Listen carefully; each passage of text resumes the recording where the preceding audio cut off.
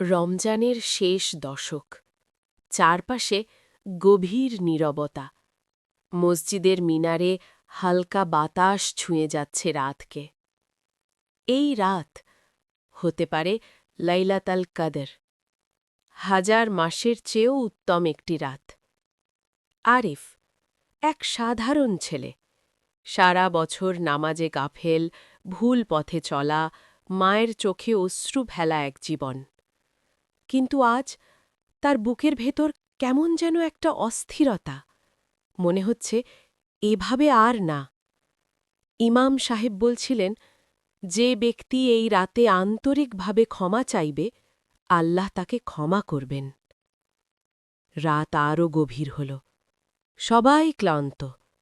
কিন্তু আরিফ দাঁড়িয়ে আছে সেজদায় তার কাঁধ কাঁপছে চোখের পানি জায়নামাজ ভিজিয়ে দিচ্ছে হে আল্লাহ আমি অনেক ভুল করেছি মানুষকে কষ্ট দিয়েছি মায়ের হৃদয় ভেঙেছি তুমি যদি আজ আমাকে ক্ষমা না করো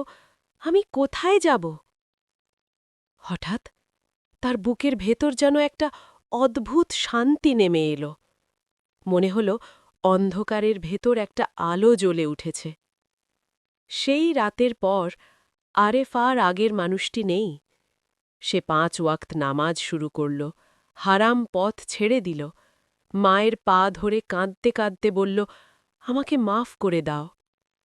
মানুষ অবাক হয়ে দেখল যে ছেলেটা একসময় পথ হারিয়েছিল সে এখন সবার আগে মসজিদে যায়